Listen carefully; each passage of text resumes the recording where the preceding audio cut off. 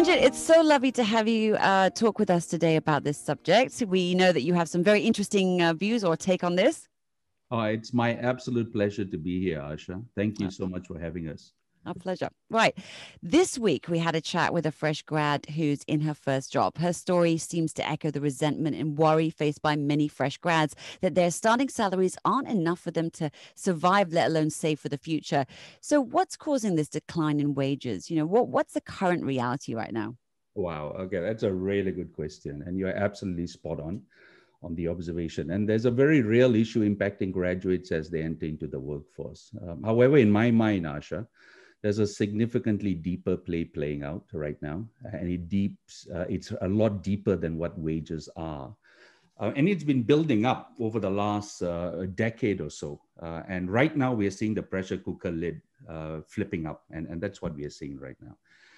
I put the decline to several factors, and there are myriad of factors. One would be a demand and supply discussion, Asha. What's truly being demanded by the market, and what's currently being supplied by institutions of higher education and higher learning. And I believe we've come to a state where we are churning graduates out like a production mill. But the question then is, to what end are these specific degrees required for the jobs that are out there? Does that make sense, Asha? So far, I'm following you. Okay. JD is probably the one I'm all right because I was from that factory where we Okay. were churned out to fit in for a production line in a factory somewhere. So I get that, but it's the decline is the other thing. The second thing would be the nature of jobs that we presently have in the nation. Exactly what are these jobs designed to do? Are they lower order thinking or of a higher order thinking? And this in turn has a direct correlation to wage. And remember, a couple of years back, about 15 to 20 years back, Asha, there was that whole middle income trap discussion that we entered into as a country, and how Malaysia as a nation was caught up in this.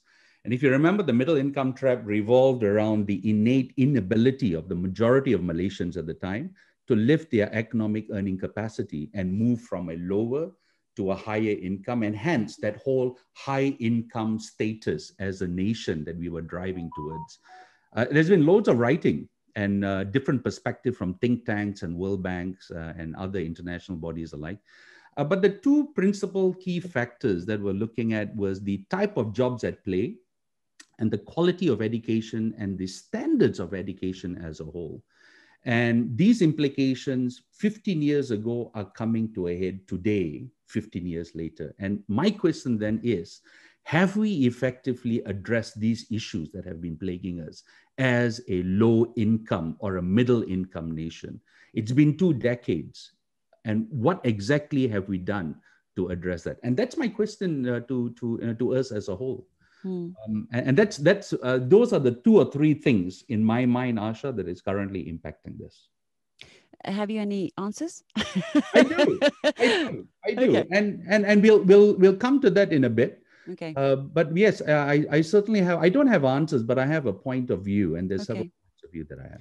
All right. So just let me ask, in your opinion, what are some of the reasons or the main reasons for this sort of degradation, I believe you call it, of employment wages? Okay, that's a $10 million question, is it not? So let's go back to the history again.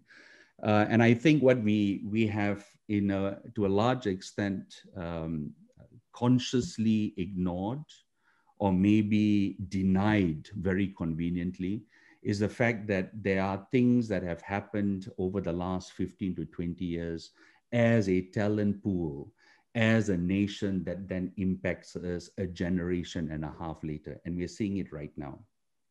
It is not something that happened last year or the year before. Right. What we've seen from a COVID pandemic perspective is the exacerbation, the speeding up. The acceleration of it. Absolutely. But it's not something that we say because of the COVID, this is what we are happening right now. I totally disagree with that. And there are a couple of things here that I'll put down. Again, the demand and supply discussion. Are we actually providing the type of supply for the demand of jobs that we would like to see playing out? There's also the discussion around complexity of roles and the variance of jobs that are playing out. As much as we would like to focus on higher order thinking jobs, and we say that very blatantly. A couple of years back, The Prime Minister I think he passed a thought that the lower end SME manufacturing base, we don't want to do that. We're going to send that out. And it went to Vietnam and Indochina and the like. Right. But what then happened is with that, there were a lot of jobs that went with it. Right. But there was a conscious decision made at the time. As a nation, we were looking at lifting our game. The question then comes in, I have lost those jobs. What new jobs have we then created to lift the game of our people? And how are we now providing for these roles that are of higher order thinking? And herein lies the disparity. Right. We consciously do not want to play at the lower end, but we are not even thinking about how do we get the higher end jobs coming in. And that's where you have a gap. The second thing is around the standards of excellence that we instill in our graduates or even in primary or secondary school kids. And I think it's something which, for me, is very pertinent. I mean, we have children ourselves. We are constantly striving to get them to be the very best that we can in terms of articulation, in terms of concept formation, in terms of piecing things in together, having a strong point of view, making sure that they are agile. And it's all about agility, Asha. It's the agility to learn, the agility to unlearn and relearn. And what we do is we think now that we have come out of university, that's it.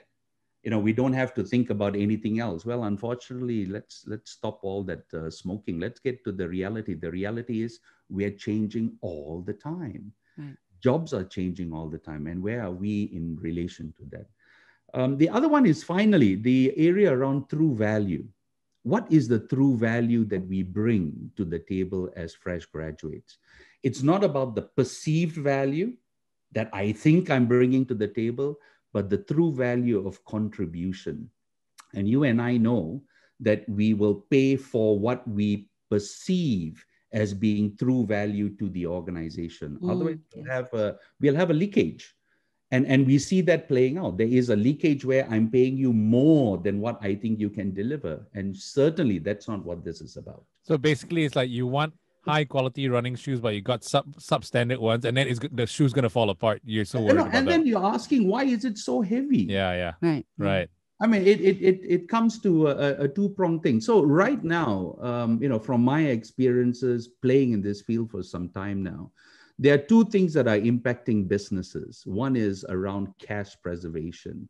We want to go out there to maintain our cash so that we don't know how long this pandemic effects. Yeah, because cash is king ultimately. I wouldn't use that term, but yeah, I mean, if you want to use the term, that's absolutely fine. Right, yeah.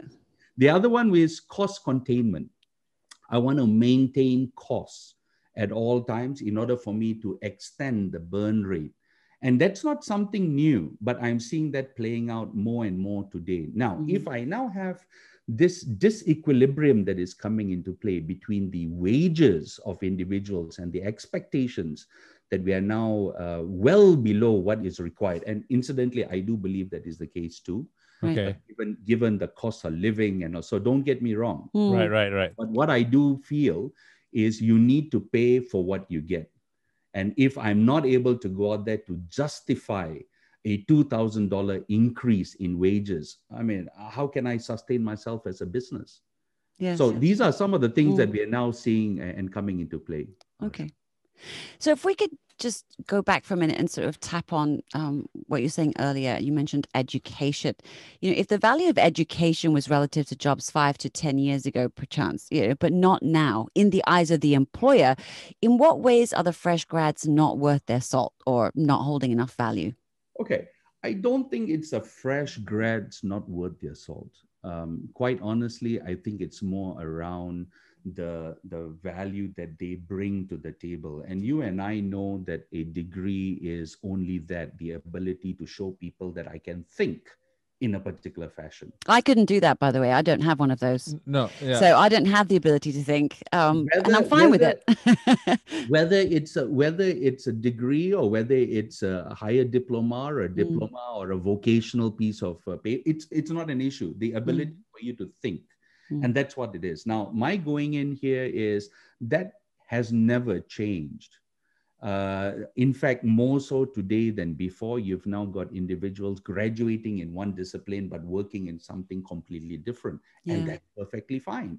But the question now comes in is, how are we now differentiating ourselves in the as an employment base between the others who are equally desperate for work? Right. And so it's not about whether the fresh grads are worth their salt. It's what they're doing above what the expectations are. Right. So there's just too much salt out there, and you got to pick out the best Where's pieces the of salt. pepper in that? Yeah. So how do I differentiate myself? Yeah. I know how do I, and many times I also realize I've had the absolute delight of working in Kazakhstan. We were out in Central Asia for several years, and very quickly in my discussions with the universities there, very quickly I realized that there were a bunch of guys, fourth year students, who have already set up their side businesses even before graduating. Right. And the reason was, look, we are hungry. We are hungry for success. And I know that it's not an easy world out there. So if I can go out there and put, and you know, and Kazakhs as a whole are very entrepreneurial, and I allude to that as well. Whereas in our case here in Malaysia, I think because we are comforted with the parents around us, or we are comforted with a level of I won't say luxury, but there's a level of comfort that we bring to the table. There's no desire to shift and push the boundaries. I remember one of the sort of things that was constant in my mind when I actually attended uni for the couple of years that I did was, you know, earning as I went along, because I was on a loan, which I had to pay back. And that loan wasn't from a parent, it was from the government, right? Or rather the loans body. So therefore that was, you know, like with my other peers, something that we had to make sure that no matter what it was or what job we got after we left, we had to get a job because we had to start paying it back. So it's interesting to hear what you're saying. But so going back to sort of employers and what they want, you know, what are they not getting or finding with the new grads that are coming to them that isn't sort of showing up a particular salt particle as being shinier or brighter or bigger or, I don't know, saltier? This analogy is terrible, but how does the salt not shine, basically, Taranjeet? So you think about it. Right now we have close to about 400,000 graduates coming out at any one point in time, and we pride ourselves by having these number of universities, which is great. We pride ourselves by having these number of graduates coming out, which is brilliant. Then the question comes in is, how do I distinguish these graduates from someone else's university graduates?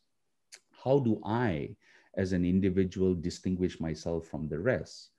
Until today, and I'll be very blatant here, Asha, there has been a entitlement that there are jobs available. And you know what?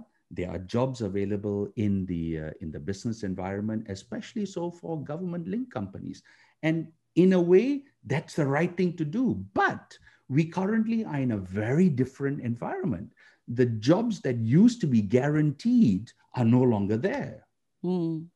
Those majority of the chaps that used to come out of this will find their way filtered into these GLCs. And amongst other things, quite rightly so, these GLCs have a social developmental agenda playing out as well. However, the rules have changed. And what we have seen now over the last year and a half, over the last 5 years, with the advent of IR4, with the advent of automation, has changed the rules altogether. How are we as graduates lifting our game? Are we expecting the university to do that? In which case it's now being spoon-fed? Or am I taking the opportunity to do my own thing in conjunction with what is expected at university? So basically the university just gives you the basics, but then also there's always been this talk of a gap between what the university offers and what the industry really needs, right?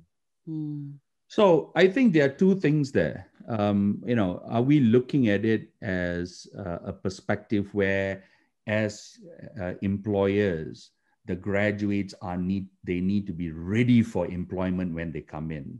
Or do we then say The university gives you a basic foundation, and we start polishing it as they come into the system. Right. The problem that we have today, and this is a very real challenge, is the number of jobs have declined because the number of companies have closed. And in all fairness, I think our estimates of unemployed individuals, I think, are underrated, simply because there is a lagging indicator in this regard. I think from a statistical perspective, they are always 3 to 4 months behind anyway. But if just hearing what, the number of companies that are closing down, you are already hitting close to about, according to those estimates, you're already hitting close to about over 1 million people unemployed. That's a lot of people. Yeah. Now, how am I now going to distinguish myself from the other 999,000 people who are there? What am I now trying to look at differently? And herein lies the issue. Now, am I expecting the employer to do that for me? Absolutely not. Employers are busy trying to find their own niche and survive right now, more so than ever before. So, to your point around, are they coming out with what is required? How different? My view is we have to go out there and differentiate ourselves consciously. And if you're expecting somebody else to do it for you, guess what, boys? Keep on waiting. Right. Because an apple tree will just come out with apples. It's just like some apples are just shinier and tastier than others, I suppose, right? Right. So not so much about it, in your opinion, I'll just ask this, I guess, straight out. It's like, what role does education or the model of education have then in this equation, if that's the case? Okay, very good point. And I think there are two things playing out here. I think education is critical. Institutions of higher learning, absolutely. But the question now comes in is it about the correlation of my degree and the wage that I'm getting? Or is it between the skills that I'm deriving from that education, the value contribution that I'm able to provide, and the potential that I bring to the organization? Very different things. Right. And unfortunately, we are resigned, because that's how we are led to believe. You get a good degree, whatever good means, you will get a good wage. Well, actually not. That may have been the case 15, 20, 30 years ago. But right now, it's about the skills that you bring to the table. And you've got individuals who are able to sharpen their skills faster, individuals who are able to think differently, no matter what degree you bring in. That's the way that we'll be looking at. The question then comes in is around micro-credentialing. Sorry, Asha. No, carry on, yes. So you've got this whole notion around micro-credentialing. And this is a question that I had asked quite some time back. Are universities dead? Is there a demise of universities? Well, so Ken Robinson thinks so, doesn't he? Absolutely. Absolutely. So are universities on their way out? And my going in is not really. You still need centers of excellence. But do I need a 4-year degree program or a 3-year degree program for a marketing and management guy, which is very different to professionals? Yeah. So if I'm an architect or I'm a doctor or I'm working towards a surgeon, you go for it. Spend that 8 years, because lives are at stake, buildings are at stake, integrity of structures. But if you're talking about something a little bit closer to home, do I need a 4-year degree program for this? Well, actually, by the time I come out after 4 years, my content is obsolete. So how am I keeping in touch with the reality? And this is what behooves us as graduates. I'm continuing to improve myself the moment I come out, because it never stops. And which is why I think micro-credentialing is the way. And that's the way that we are looking at for many of our universities here as well. And when you mean micro-credentialing, do you mean those short courses you probably get online from Coursera and stuff like this? All right. I that is one way of looking at it. And they are relatively cheap, $50 or $100. Yep. But I'm actually looking at more for your personal professional development. If you feel strongly about certain things, the days of your employer looking after your professional development have come to an end, if you ask me. The onus is now on you as a graduate student or as a young professional to make sure that you invest in yourself. So what are you now doing to try and push that agenda forward? It's interesting you're saying this because as I'm listening to it, I'm actually getting quite excited about the fact that in no other time before were you then able to start tailor making where you want to go by picking up these sort of micro courses and micro stuff to, you want to learn Python, you want to learn whatever it is. If that's the route you want to go and you've been an accountant, you can actually create that path for yourself, right? Is that what you're saying? Absolutely, Mm. absolutely. So my going in is then the question comes in: am I now held in terms of my career pathing? Am I holding the employer responsible for my career path, which used to be the old days? And my going in is, well, why am I having the employer responsible for my career path? I should be responsible. If I am not responsible for it myself, who else will take responsibility of this? Mm. So your point around doing the things that matter to you is absolutely valid. And it's a 3-month program, it's a 2.5-month program, 6 weeks program. I mean, you do it, and we honestly, Asha, I'm still doing stuff on my own here. And because I'm doing it with the US, it's running according to US times, but it's important for me. Yeah. And you know what? I will do it. I mean, JD's still studying. He still does that. I'm still doing courses as well. Yeah, So, I think we constantly, yeah. both agree with you on that to keep on Absolutely. developing potential because potential can be developed, right? Absolutely. Okay. Absolutely. So, okay, here's the thing that sort of then confounds me in a certain way. Futurists are predicting the loss of like 2 million jobs by 2030, with new unheard of ones, popping up in their wake. So it's not a doom and gloom scenario here, but how are those that are still studying supposed to prepare for jobs that don't exist yet, but they might be the ones that are on offer when they graduate? Okay, that's a very good point. And I think the writing is on the wall, and you've rightly pointed out the writing is on the wall that there'll be new jobs that are coming out, but we don't know what they are. However, we do realize if you look at the World Economic Forum reports, you look at what the other consulting outfit reports talk about, you do realize that there are certain themes that are predominant no matter what jobs you're looking at. And these themes are around things like, and I'll allude to this, things like the mental agility, the ability to think, quickly, the ability to learn and unlearn quickly, the ability now to talk about bigger picture, the ability, and this then goes on. There are about 6 to 7 different permutations that you have of that. And my going in is, it's not about what you learn. It is important, but it's not about what you learn. It's about the type of skills that you take away from what you learn, because I can then plug and play no matter what you do. So if you talk about accounting and finance, absolutely. But you know what? There's nothing stopping you from looking at Python programming or RPA, robotics process Right. automation, as another way of you looking at finance. Oh no, that's a technical skill. Well, what's stopping you from picking that up? Right.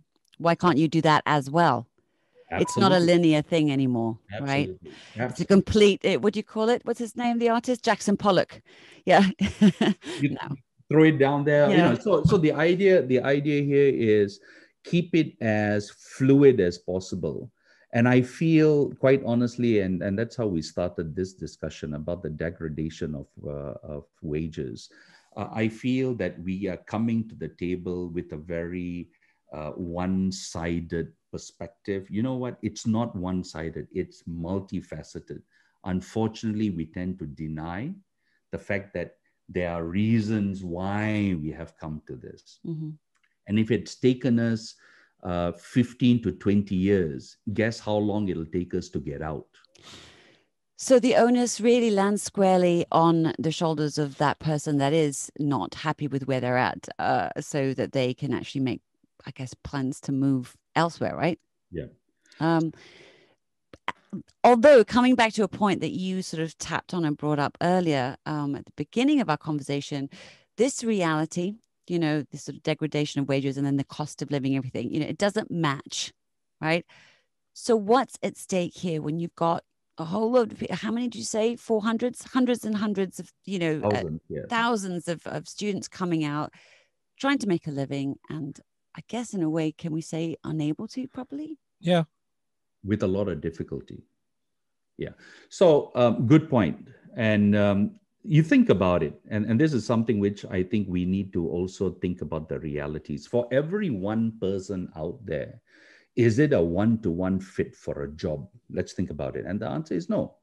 I will probably need, the rule of thumb is 1:3. I will probably need 3 job opportunities for me to look at one successful placement.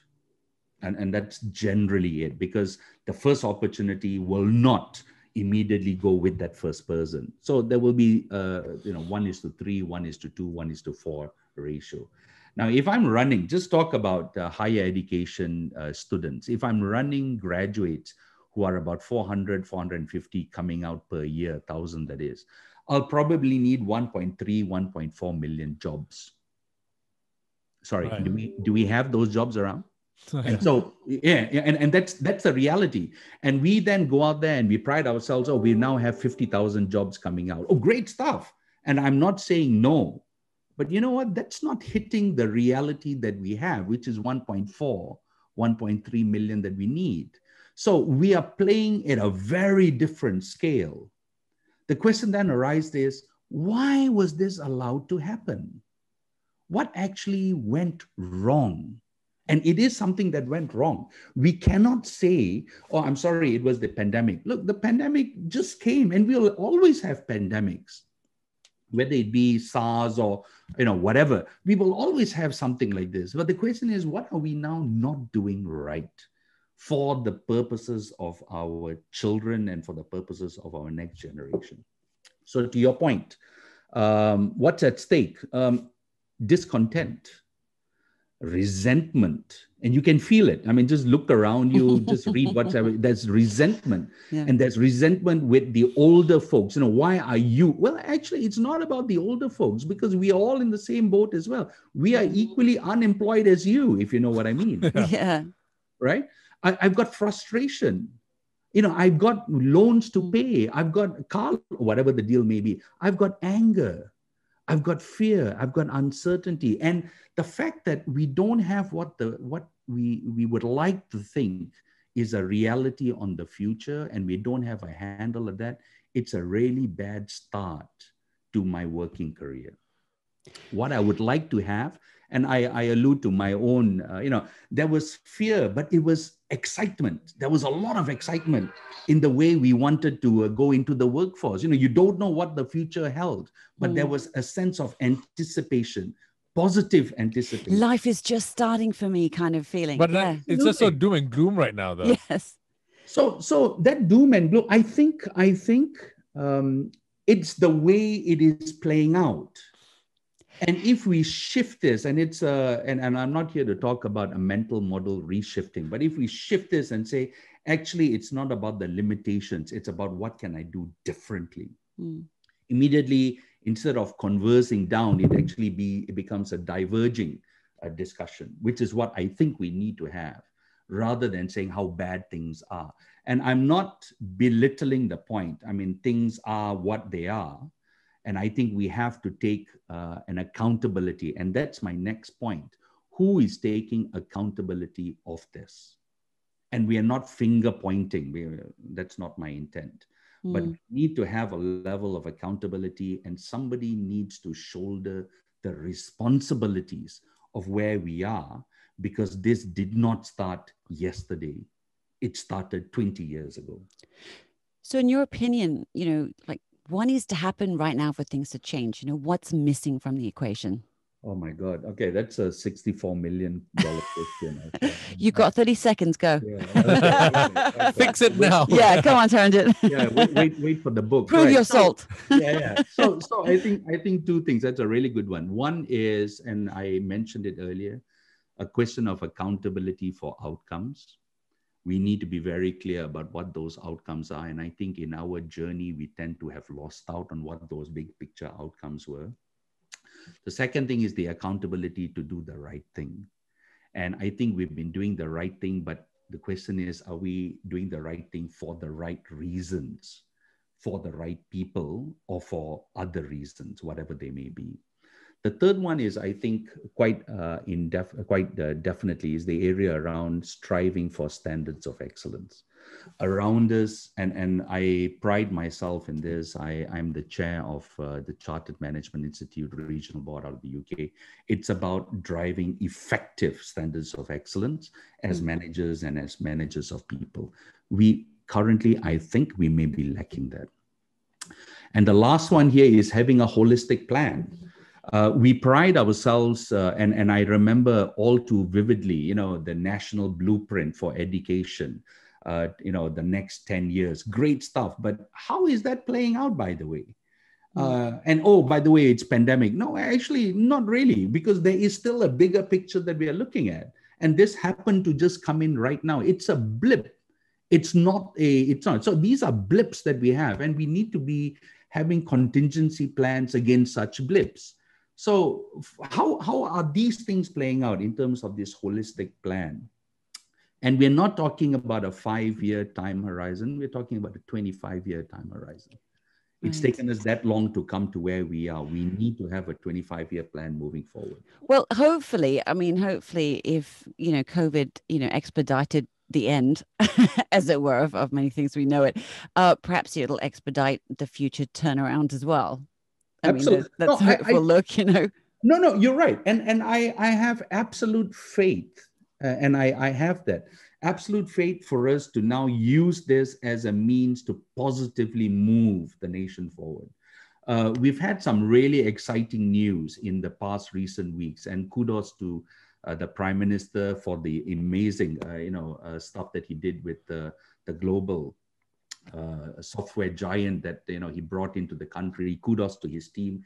But likewise, we also have similar news, which was not really good, where companies left Malaysia to go to other parts of Southeast Asia, simply because of the talent discussion that we've just talked about. And my going in is, we were a giant, we were an economic giant, we were an economic tiger. What actually happened? And I feel, my son asked that question to me, and he said, "Dad, what happened?" And I'm hard pressed to find reasons that are effective in this regard. It's part of the problem with who we have here, because we've always talked about a talent drain in Malaysia. Yet, if I'm not too sure about this, but someone actually mentioned that why can't we just export our talents from here, like how they do in India, and they're all over the place. That would solve their job hunt, right? Okay, and so the question is, why can't we send our people away? Is that what the question I think is? someone actually said that exporting talents across overseas. That's a really good point. Now, isn't that what the Philippines and Indonesia do? Is that the level they're talking about here? But also India has high. India. Yeah. I think it's more, and you're right. The Philippines and Indonesia do that as well. Philippines more in the F&B side, out to the Middle East and what have you, nursing out in the US and the UK and what have you. Totally agree. But the question that comes in is, you need to have a particular level of credibility. There needs to be a particular level of standards. There needs to be standards of excellence. And my going in is, do we meet those minimum standards that are required globally for us to play? Is the answer no? Sorry? Is the answer no? Well, that's a rhetorical question. You tell me what the answer is, right? So there needs to be a minimum standard that we need to meet. And my question is, are we actually meeting that? And if we are not, how can we send people away? As much as I think we should, and we would like to, because that's how we learn. But the other thing is, by me having that, I need to also play at that level of global competitiveness. Now, if I go away for all the reasons that we've talked about over the last 15 to 20 minutes, if I go away and I'm not able to articulate the way I'm supposed to, I'm not able to hold a conversation that I'm supposed to, I'm not able to go out there and put a strong point of view as much as I would like to, albeit there are pockets of excellence along the way, but pockets are not enough. It has to be the norm. And you and I know that you do have issues around this being the norm. And we've been very, very comforted over the last, I think, 2 decades or so, because nothing needed to change. But right now, the business environment has changed drastically. And so we now need to lift our game too. Sorry, Asha, you're going to say? I was just going to say, like, in one sentence, short sentence, fresh grad comes to you with their worries and their tales and their resentment. What do you say to them? What's that phrase that you Good luck, say to them? is it? Sorry. Just good luck. No. I think it behooves us as managers of people. It behooves us to point them in the right direction. And I've started to do that, and it's not just now, it's been, but more so today than before. You have these levels of uncertainty and fear and irritation that you're feeling on the ground. And the last thing you want to do is channel that negatively, because that's not the right thing. And there's then all that depression and all that sort of other mental well-being, mental state that comes into play. And that's not what this is about. The idea is, how can we channel this positively? The issue is, are you willing to bite the bullet and smell the roses as what they are, or not, as the case may be? Or are we in a state of denial that all things will be better and I will be given a job tomorrow? Well, unfortunately, that's not the case. You will not be given a job tomorrow because we don't have jobs. To the extent that I talked about, yes, there are creations of jobs taking place, but you already have, if you remember, I talked about complexity of roles. Yeah. Are we playing at the lower end? Are we playing at the higher end? If I'm playing at the higher end, I need to be able to think in that fashion. I need to be able to talk in that fashion. Now, if I'm not able to talk, I can't pay you that amount. And the last thing we want to do is have organizations go out there and bleed themselves just because we now have this issue of my fresh grads need to be given a higher wage. Well, hang on. So who's paying me to pay the fresh grads? So let's talk about that. You know what I mean? Yeah. So a degree lets you start off at a basic level, but if you want the bigger salary, up your game, basically. So I think there are two things here playing out, my friend. One is up your game for the future, but also let's talk about today. In recent times, I think it was the third quarter of last year, there was a piece that was run by a local business paper that talked about a 20% reduction of wages, simply because that's how bad things were. Yeah. And they were talking about a 20% reduction. That has now led to what we are now seeing right now, because there is now a slow recovery. The reduction is very fast, but the recovery, like everything, is a lot slower. So the point then that comes into play is the accountability on the shoulders of the people who we look to, whoever they may be, to lift the game. And it's not about talk. There's a lot of talk, and we've had so many plans. Asha, you and I, we can list the plans. And Malaysia, bless Malaysia, we are really good planners, and we come up with massive massive papers and milestones. All right, great stuff. I like that. And we need to have a plan, because if we don't have a plan, we plan to fail. Good stuff. The question is, where's the implementation to this? You need the flag to put on the place where you don't I have a plan, and the plan succeeded. Well, thank you so much. No worries. Does it meet the expectations that you had of me, Asha? Far surpassed them.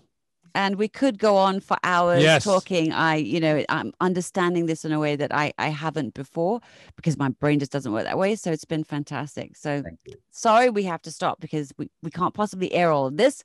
It'd be wasted, but thank you so much. No. It's my absolute pleasure. And I look forward to the next time we catch up. Thanks, both of you.